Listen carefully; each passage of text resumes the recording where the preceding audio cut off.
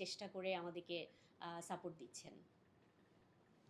দিদির কাছে একটু জানতে চাই, আপনি তো অনেকগুলো ফটোশুট করেছেন, আজকে যে ফটোশুটটা করবেন বা সাজ ব্যতিক্রম কি আছে? আসলে আমাদের তো আসলে লেহেঙ্গা, অর্নামেন্টস আর ব্রাইডালের মেকআপটা তো একরকম হয়। প্যাটার্নটা অ্যাকচুয়ালি চেঞ্জ করতে হয় যে আমি এর আগে কি প্যাটার্নে করেছি, এখন কোন প্যাটার্ন করছি।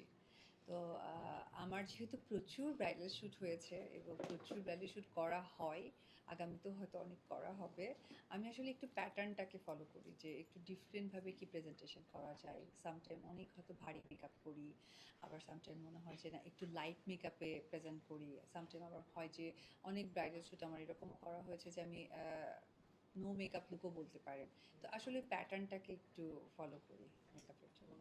আরেকটু যদি জানতে চাই, বারবার বধূ সাজতে কেমন লাগে?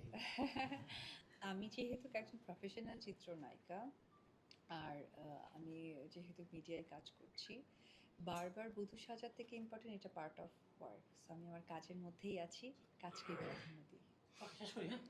Thank you. আর কারো প্রশ্ন আছে? দিদি, আপনি অনেকবারই বধূ সেজেছেন। যখন এই সাজে আপনার সন্তান আপনাকে দেখে কোনো ভিডিওতে বা কোনো ছবিতে, সে কি প্রশংসা করে বা কি বলে?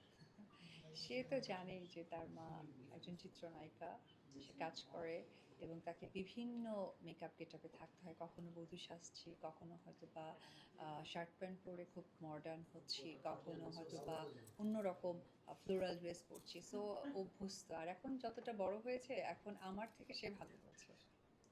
আমরা যদি একটু সিনেমা প্রসঙ্গে ছোট করে জানতে চাই, বছর তো শেষ হয়ে গেল, 2026 আসতে যাচ্ছে। 2026-এ শেষ যুক্ত হয়েছে কিনা অথবা অভিনয় প্রোডাকশন থেকে কোনো কাজ আসছে?